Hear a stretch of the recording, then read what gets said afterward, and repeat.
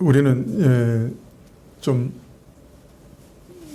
새해가 들어서 이렇게 열왕기를 이렇게 계속 살펴보다가 좀 이렇게 띄어져 가지고 조금 기억이 나실지 모르겠지만은 우리는 앞에서 이제 여로보암의 치세에 대해서 쭉 살펴봤습니다. 여로보암에 대한 얘기가 성경에 보면 63절에 걸쳐 있어요. 그 분량이 꽤 되죠. 63절에 걸쳐서 여로보암의 치세가 기록되어 있는데 그 중에 2절만 제외하고 나머지는 다 그가 어떻게 하나님을 배반하고 그가 하나님 앞에서 어떻게 살았는지 그거에 대해서 얘기해요. 그러니까 왕상 12장 25절에 여로보암이 세겜과 분우엘을 건축한 것, 그 다음에 14장 19절에 여로보암의 그 남은 행적, 고처가 어떻게 싸운 것과 어떻게 다스린 것은 이스라엘 왕 역대지략에 기록되어 있지 않느냐 하는 요 2절 빼고는 나머지는 전부 그가 여호와 하나님을 어떻게 배반했느냐, 그가 어떤 우상 숭배를 했느냐, 그것에 대해서 기록하고 있는 거예요. 그러니까 성경의 관심은 여로보암이 어떤 훌륭한 치세를 했느냐, 그가 얼마나 많은 재산을 모았느냐, 그의 군사력이 어떠했느냐, 그의 영토가 어떠했느냐, 아무 관심 없어요. 성경의 관심이 여기 관심이 없다면 하나님의 관심도 거기 없으신 거죠. 뭐 이스라엘이 얼마나 재정이 풍부했느냐, 주변 나라에 대해서 어떤 권세와 영향력을 끼쳤느냐, 얼마나 많이 지배했느냐, 그런 것도 관심이 없어요. 우리가 이걸 봤을 때 오늘 금방 정다로 집사님이 기도 가운데도 말씀하셨지만은 우리가 교회를 평가할 때 뭐로 평가할 것이냐, 그죠? 잘 생각을 해야죠.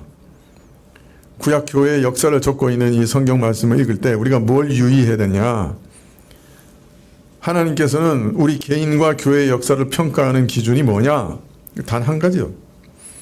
그 사람이, 그 교회가 하나님의 뜻에 합당하게 믿고 행했느냐, 아니면 하나님께 불신하고 불순종했느냐, 요 판단 기준 외에는 없으신 거예요.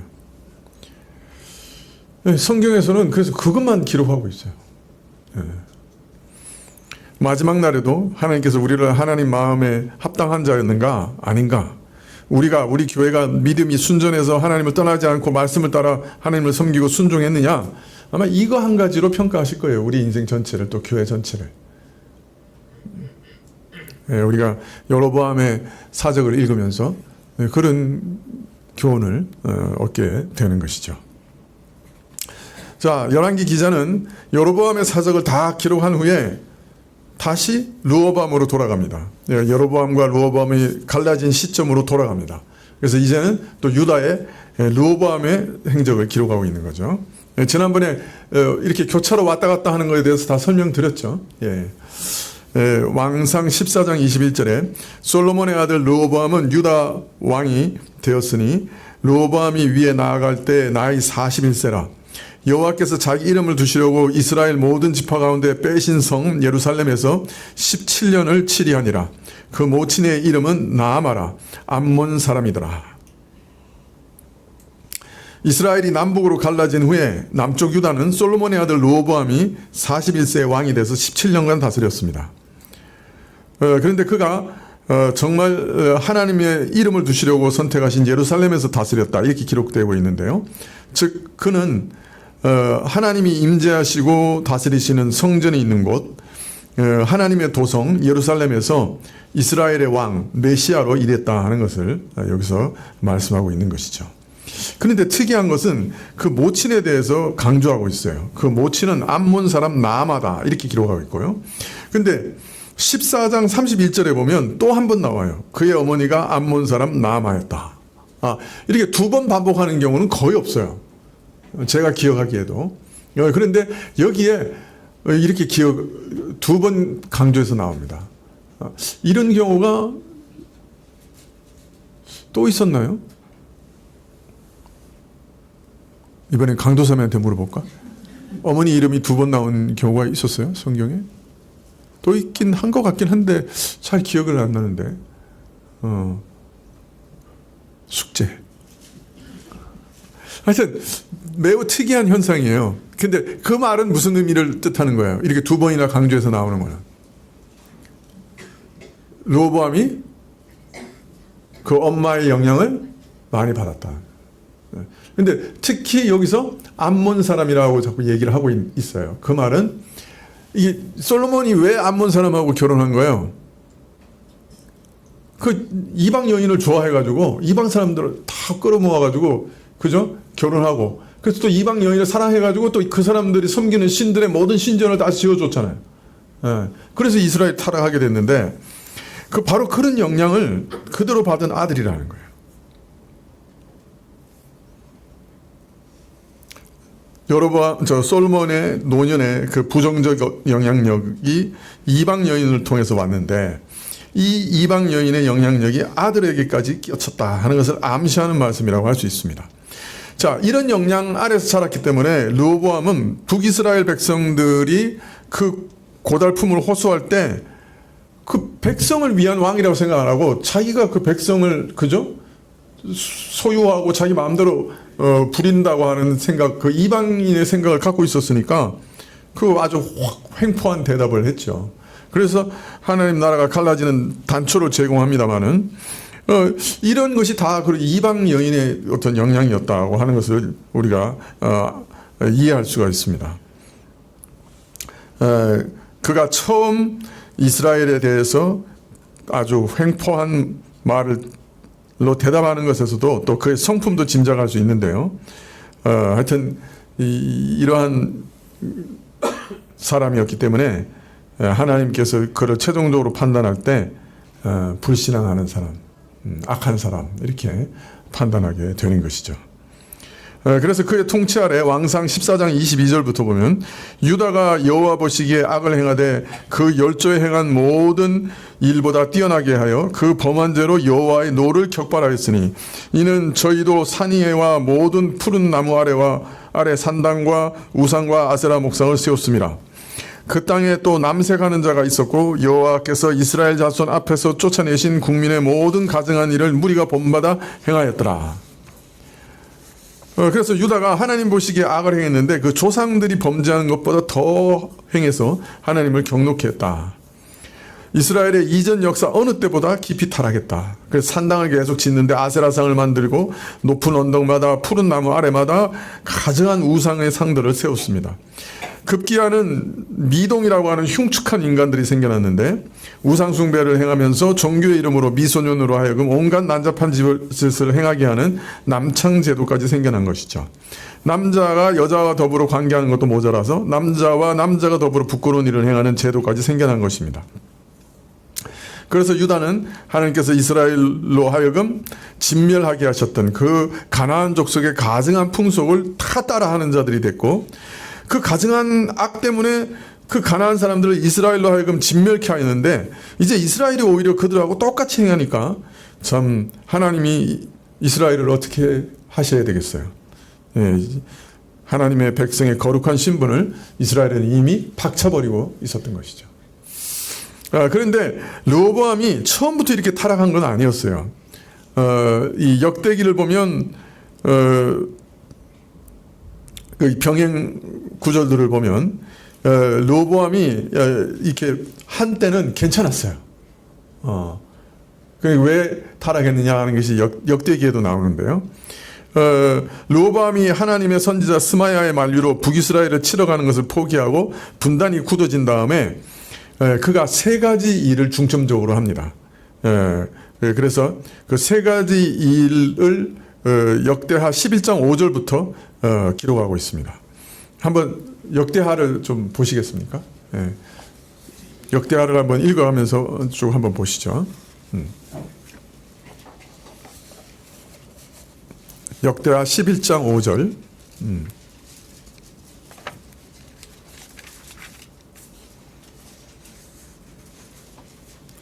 네. 5절부터 12절까지 누가 한번 큰 소리로 읽어주시겠습니까?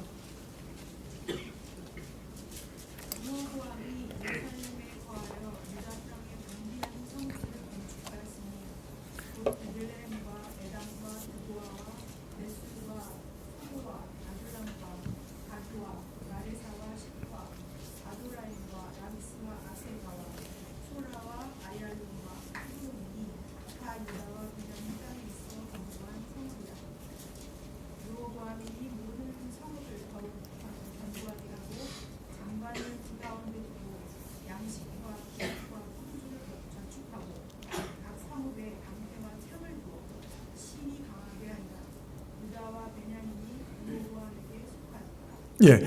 자, 르호보암이 한 첫 번째 일이 뭐죠? 예? 예? 성읍을 건설했네. 예, 성읍을 건축했어요. 여러분 한번 생각해 보세요. 북쪽으로 가서 무력으로 통일하려고 했어요. 그런데 선지자가 막았어요. 그래서 그 시도가 좌절됐죠. 자, 그러면 성들을 건설하고 요새를 건설한다고 하면 어느 쪽에다 건설해야 될까요?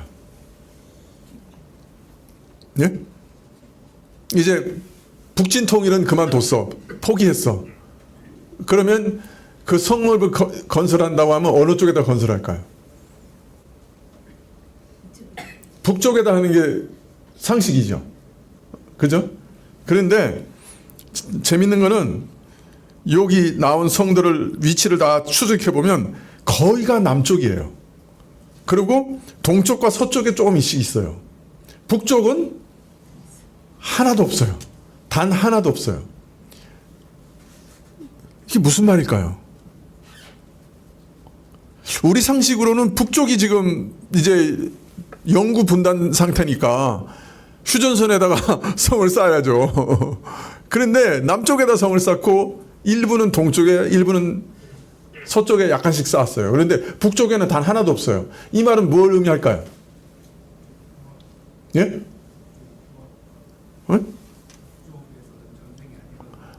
북쪽보다 남쪽이 지금 더 위험하다는 거지. 그죠? 북쪽에 이스라엘이 쳐들어오는 것보다 남쪽이 더 위험한 거예요, 지금. 그 뭐가 위험하냐? 열왕기 14장 25절에 애굽의 침공에 대해서 얘기하고 있어요. 애굽이 올라와서 싹쓸이를 했어, 남유다. 예, 시삭이 올라와가지고. 예, 다른 말로 말하면 이미 르호보암은 애굽의 위협을 깨닫고 준비했다는 거예요. 왜냐하면 여기서는 아무 다른 얘기는 없지만 성의 위치를 추적해 보면 왜 이 성을 쌓았느냐 하는 그 이유가 어느 정도 짐작할 수 있잖아요. 그죠? 전부 남쪽이야. 그 말은 애굽의 위협을 느꼈다는 거죠. 예. 솔로몬 당시에는 애굽의 공주를 자기 아내로 맞이했기 때문에 애굽과의 우호적인 관계가 꽤 괜찮았어요. 그런데 애굽을 다스리는 왕조가 솔로몬 말년에 바뀌었어요. 그 리비아의 귀족이었던 시삭이라는 사람이 일어나서 애굽을 뒤엎고 자기가 바로가 됐어요. 그러니까 솔로몬의 첫 왕비를 데리고 갔던 왕조하고 달라진 거예요. 말년에. 예. 그래서 새로운 왕조인 그 애굽의 새로운 왕조와 지금 르호보암 간에 긴장이 고조되고 있었던 거예요. 그래서 르호보암은 이를 방비하기 위해서 성과 요새를 쌓았던 거죠. 이렇게 말할 수 있는 거는 단지 위치 때문에 그렇게 얘기하는 거지만은, 그러나 뒤에 시삭이 쳐들어오는 거 보면 이미 애굽의 위협을 느끼고 있었다는 것을 짐작할 수 있습니다. 두 번째 일은 역대하 11장 13절부터 17절까지인데요. 13절부터 17절까지 누가 좀 큰 소리를 읽어주시겠어요? 예.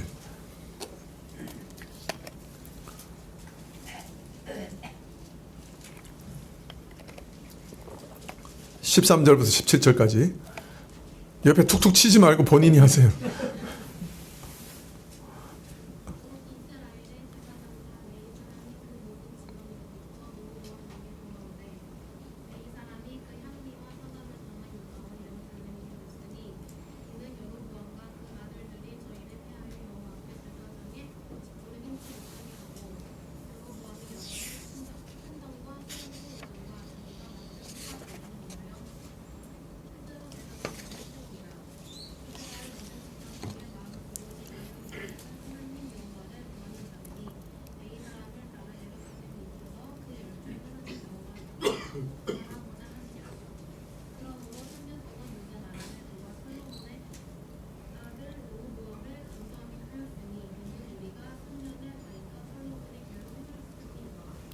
고마워요. 예. 제가 읽는 것보다 이렇게 좋은 목소리로 읽어주시니까 덜 졸리시죠? 제가 왕왕거리는 것보다. 예, 고맙습니다. 자, 그러면 르호보암이 한 두 번째 일은 뭐죠? 여로보암의 우상 숭배에 대해서 반대해서 남유다로 망명해 온 사람들과 함께 국가를 견실하게 건설했어요. 그래서 몇 년 동안? 3년 동안. 그래서 일단 그 많은 사람들이 레위 사람들이었어요. 왜냐하면 여로보암이 제사장을 우상을 세운 다음에 제사장을 레위 사람들이 아니고, 그죠? 제사장 하고 싶은 사람들 다 시킨 거예요. 네, 그러니까 이제 레위 사람들은 또 원래 하나님만 섬기던 사람들이니까 남유다로 다 내려왔죠. 그리고 이 레위만 온 게 아니고 또 이 레위를 본받아서 하나님만 섬기겠다 생각하는 사람들이 다 내려왔어요. 그래서 이 사람들이 르호보암을 도왔어요. 그래서 3년 동안 아주 나라가 강성하게 됐다. 그렇게 말하고 있습니다. 이 사람들이 다윗과 솔로몬의 길을 따라서 갔다. 그렇게 얘기하고 있는데, 뭐 다윗은 우리가 다 이해가 되는데 솔로몬은 말년에, 그죠? 우상 숭배하고 그랬는데 또 솔로몬의 길이라 그러니까 좀 이상하지만은, 그러나 솔로몬도 성전을 건축하고 성전 중심의 신앙생활을 뿌리내리게 한 왕이기도 한 거죠. 물론 말년에 타락하긴 했지만은. 그래서 다윗과 솔로몬의 길을 따라서 행했고, 그것 때문에 나라가 아주 견고해졌다. 그렇게 얘기합니다. 세 번째로 한 일은 역대하 11장 21절부터 23절까지예요. 짧은데 누가 한번 읽어주세요. 큰 소리로. 21절부터 23절. 르호보암은 아내 18명과 첩 60명을 거느려 아들 28명과 딸 60명을 낳았으나 압살롬의 딸 마아가를 모든 처첩보다 더 사랑하여 르호보암은 마아가의 아들 아비야를 후계자로 세웠으니 이는 그의 형제들 가운데 지도자로 삼아 왕으로 세우고자 함이었더라. 예, 한 절 더요. 르호보암이 지혜롭게 행하여 그의 모든 아들을 유다와 베냐민의 온 땅 모든 견고한 성읍에 흩어 살게 하고 양식을 후히 주고 아내를 많이 구하여 주었더라. 예, 르호보암이 한 세 번째 일은 뭐죠? 아들을 많이 낳았다. 거기서 그치지 않고 아들들을 어떻게 했어요? 다른 지방에다가 다 보냈어요. 예, 그래가지고 각 지방을 강력하게 통제했어요. 참. 아들은 많이 낳았는데 딸은 더 많이 낳았어. 아들 28명, 딸은 60명. 그 중에 아비야를 왕세자로 삼아서 예루살렘에 두고 나머지 아들들은 유다와 베냐민 온 땅에 흩어서 살게 하고 양식과 아내들을 또 다 줬어요. 이것은 왕권을 두고 암투를 벌이지 못하도록, 그죠? 다 보낸 거예요. 그래서 왕권을 확립해서 왕세자의 권한을 강화시켰고, 더 나아가서는 흩어진 아들도 하여금 각 지역을 장악하게 한 거죠. 그래서 지방의 이 장악력을 이렇게 확실하게 통제하게 된 거죠. 그래서 이 세 가지 일 때문에 첫째는 요새와 성읍을 만들고, 두 번째는 북이스라엘의 망명객들을 받아들이고, 세 번째는 아들들을 각 성읍에다 보내가지고 아주 행정체계를 완비하고, 이렇게 해서 나라를 아주 견고하게 만든 거예요. 그래서 이때까지는 좋았어. 그런데 이 세 가지 일을 통해서 왕권이 강화되자 문제가 생겼어요. 역대하 12장 1절에 르호보암이 나라가 견고하고 세력이 강함에 여호와의 율법을 버리니 온 이스라엘이 본받았다.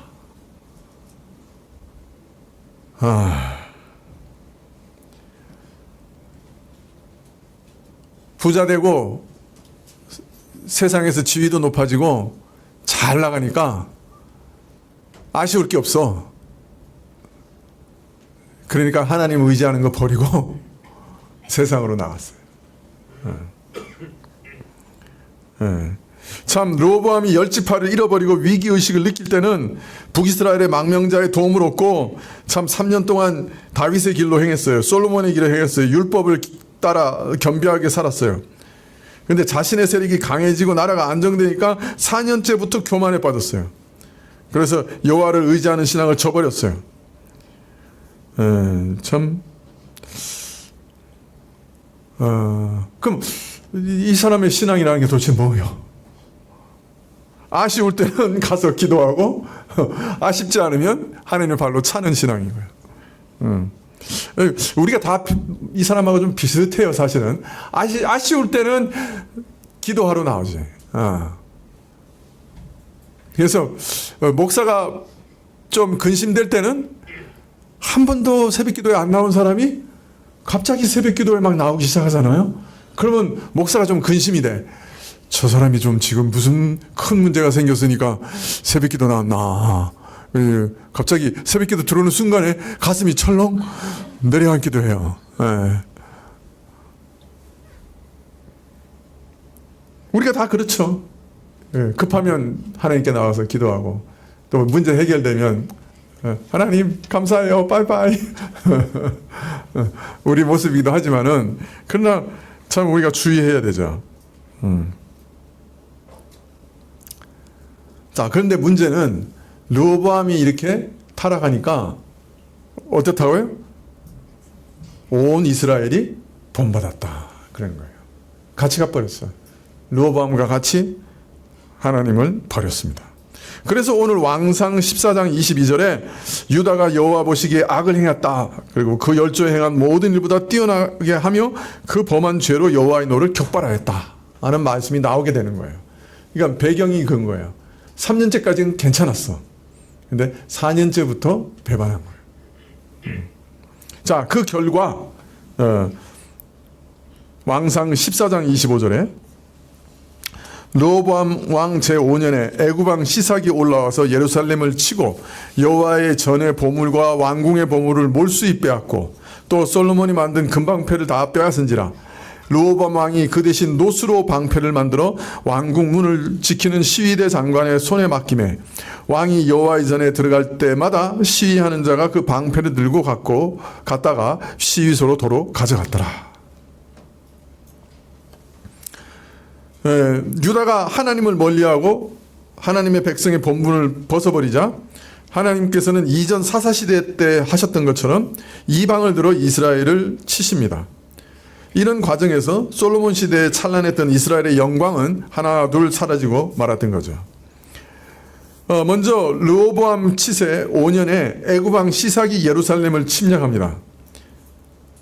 이 역대기는 이 침략을 좀 더 자세히 언급하는데요.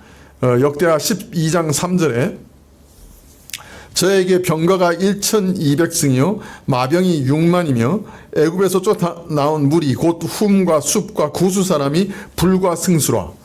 시삭이 유다의 견고한 성읍을 취하고 예루살렘에 이르니. 시삭이 유다의 견고한 성읍을 취했다 그랬는데요. 지금도 이 카르낙이라고 하는 애굽의 지역에 이 시삭이 그 암문 신당을 세운 것이 남아 있어요. 그 남쪽 벽에 기록되어 있는데 자기가 156개의 성읍을 쳐부수고 유린하고 점령했다 이렇게 기록하고 있습니다. 156개면 엄청난 거죠, 그죠? 근데 그리고 그 약탈한 거를 전부 암문 신당에다가 바쳤다고 돼 있어요. 근데 이 156개의 성읍 이름을 다 기록해 놨는데 거기 보면 남유다뿐만 아니라 북이스라엘의 성읍도 상당히 많이 나와요. 그러니까 그 당시에는 남유다만 공격을 당한 건 아니고 북이스라엘까지 다 공격을 당했다는 걸 알 수 있습니다. 자, 애국 군대가 예루살렘에 이르렀을 때 역대하 12장 5절 이하에 보면 때 유다 방백들이 시삭을 인하여 예루살렘에 모였는지라 선지자 스마야가 르호보암과 방백들에게 나와 가로되 여호와의 말씀이 너희가 나를 버렸으므로 나도 너희를 버려 시삭의 손에 붙여놓으라 하셨다 한지라. 이에 이스라엘 방백들과 왕이 스스로 겸비하여 가로되 여호와는 의로우시다 하며 여호와께서 저희의 스스로 겸비함을 보신지라. 여호와의 말씀이 스마야에게 임하여 가라사대 저희가 스스로 겸비하였으니 내가 멸하지 아니하고 대강 구원하여 나의 노를 시삭의 손으로 예루살렘에 쏟지 아니하리라. 그러나 저희가 시삭의 종이 되어 나를 섬기는 것과 열국을 섬기는 것이 어떠한지 알게 되리라 하셨더라. 애굽 왕 시삭이 올라와서 예루살렘을 치고 여호와의 전 보물과 왕궁의 보물을 몰수히 빼앗고 솔로몬에 만든 금방패도 빼앗은지라. 여기 보면 시삭이 올라와서 예루살렘을 점령해서 완전히 르호보암을 진멸하고, 그죠? 유다 왕국을 빼앗지 않는 이유가 나와요. 왜 그런 거예요? 방백들과 르호보암이 그래도 하나님 앞에서 겸비했다는 거예요. 예, 그래서 하나님이 노를 그치쳐가지고 요까지만, 그죠? 재물만 약탈해가는 쪽 정도까지만 심판하셨다는 겁니다.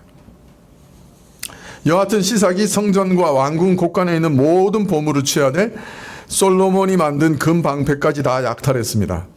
그래서 르호보암 왕이 대신 놋방패를 만들어서 왕궁 수비대 장교에게 맡겼어요.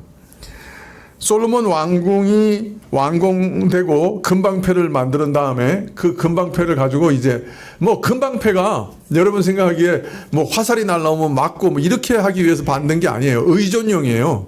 왕이 딱 갈 때 이제 방패로 쫙 호위하는데 이게 의존용으로 이게 쫙 보이는 거죠. 한번 생각해 보세요. 금방패로서 막 금빛이 번쩍번쩍번쩍한 방패들을 쫙 들고 그 의장대가 쫙 먼저 사열을 하면 폼 나겠죠, 그죠? 아주 폼 나겠죠.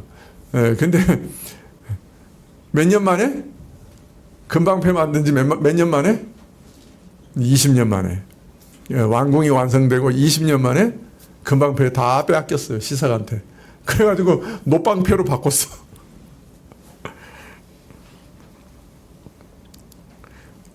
참 금것으로 음식을 먹고 은은 땅에 돌처럼 흔하게 했던 그 부요함이 싹 다 사라진 거예요. 그래가지고 은으로도 방패를 못 만들고 놋으로 만든 거예요.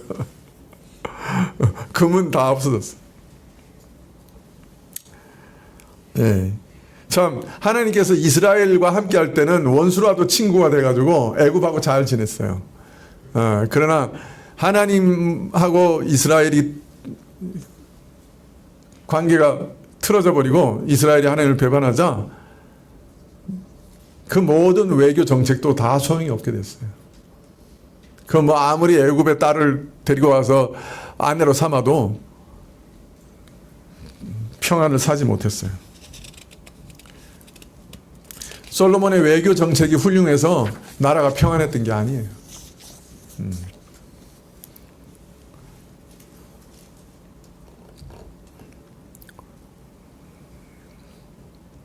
하나님이 떠나시자 인간이 만들어낸 훌륭한 외교 정책이라고 하는 것이 얼마나 허무한지, 그것이 안전의 보루가 될 수 없음을 명백하게 드러내십니다. 하나님이 지키실 때는 이스라엘이 영광스러웠지만은 하나님이 떠나시자 영광도 사라졌습니다. 금방패와 함께 사라졌습니다. 29절에 르호보암의 남은 사적과 무릇 그 행한 일이 유다 왕 역대지락에 기록되지 아니하였느냐. 르호보암과 여로보암 사이에 항상 전쟁이 있으니라. 르호보암이 그 열조와 함께 자니 그 열조와 함께 다윗성에서 장사되니라. 그 모친의 이름은 나아마라 암몬 사람이더라. 그 아들 아비암이 대신하여 왕이 되니라. 르호보암의 치세의 특징이 뭐냐? 성을 쌓고 애국과 전쟁하고 여로보암하고 전쟁했다. 하나님을 떠난 이후에 유다는 늘 전쟁 가운데 있었습니다. 평안이 사라졌죠. 솔로몬이 여호와를 전심으로 경외할 때는 평안했지만은 솔로몬 말기부터 다시 전쟁의 시대가 시작됐습니다. 하나님을 쫓을 때는 안식을 얻었지만은 그렇지 않을 때는 평안이 사라졌습니다. 르호보암이 죽어서 다윗성에 장사되고 아들 아비암이 왕위를 계승합니다. 자, 마지막으로 한 가지만 생각해 봅시다. 왜 르호보암의 치세 가운데 유다가 3년 동안은 부흥하고 또 하나님을 섬기다가 왜 4년 때 됐을 때 여지없이 무너졌을까요? 아마도 지도자의 불신과 교만이 그 핵심 이유였을 겁니다. 그래서 유다가 그 지도자의 불신앙을 따라가는데 그 원인이 제일 크겠죠. 그러나 또 다른 원인은 이스라엘의 타락이 그 영향을 준 것이 아닌가 짐작이 됩니다. 본래 하나님께서 이스라엘을 따로 찢어가지고 여로보암에 주신 이유는 그 이스라엘이 북이스라엘이 하나님을 잘 섬기고 그래서 그것이 믿음의 본이 돼서 솔로몬 이후에 타락해가던 유다가 북이스라엘 보니까 하나님을 잘 섬긴단 말이에요. 그래서 거기 자극을 받아가지고 참 우리가 이렇게 살아도 되겠는가 스스로를 돌아보고 하나님께 회개하기 위해서 여로보암에게 북이스라엘을 준 거예요. 근데 여로보암이 북이스라엘 맞자마자 타락해 버렸어요. 네, 그러니까 어디서 자극을 받을 데가 없는 거예요. 하나님이 세우신 모든 은혜의 질서와 제도를 무너뜨려 버렸어요. 북이스라엘이. 그러니 전부터 타락하기 시작한 유다는 어떤 제동을 걸 만한 장치가 없고 어떤 일깨울 만한 어떤 것이 없는 거예요. 제재가 없는 거예요. 북이스라엘이 먼저 타락하니까. 그래서 유다도 급전직하 타락으로 떨어진 것 아닌가. 그래서 유다 역사상 그 어느 때보다 깊이 타락했다. 성경은 그렇게 말씀하고 있습니다. 예, 우리 교회도 마찬가지죠. 교회에서 권징에 대해서 계속 말씀하시는데 한 사람이 신앙을 버리고 타락하게 되면 그 사람 문제만 아니에요. 그 옆에 사람에게도 꼭 영향을 끼칩니다. 그 타락이. 그래서 성경에는 그 교회의 어떤 성결을 유지하기 위해서 항상 그 범죄한 사람들에 대해서 징계하고 또 그것에 대해서 분명하게 드러내서 그 죄가 다른 사람을 타락시키지 못하도록 죄가 죄를 꼬리를 물고 교회 안에 일어나지 못하도록 그렇게 말씀을 하고 있습니다. 그래서 우리가 사실은 우리 한 사람의 성결함은 다른 사람의 분발을 불러일으키지만 우리의 타락은 또 다른 사람의 타락도 부추기게 되는 일들이 있어요. 그렇기 때문에 우리는 우리 스스로 한 사람 한 사람 하나님 앞에서 성결을 유지하는 건 매우 중요한 이유는 우리 자신의 영혼도 건전하게 되어 참 하나님 앞에서 평강을 얻는 은혜의 일이 되지만은 다른 사람에게도 자극이 돼서 교회로서 다 함께 사는 길이 되기 때문입니다. 그래서 우리는 스스로 한 사람 한 사람이 하나님 앞에서 범죄하지 않고 타락하지 않도록 늘 주의를 기울여야 할 것입니다. 기도하시겠습니다. 아버지 하나님, 저희가 주의 은혜로만 살아갑니다. 하나님께서 저희를 보호해 주십시오. 저희를 보호해 주시사 우리 모두가 한 사람 한 사람이 하나님의 은총 가운데서 성결을 유지할 수 있도록 은혜 베풀어 주십시오. 예수님의 이름으로 기도합니다. 아멘. 예.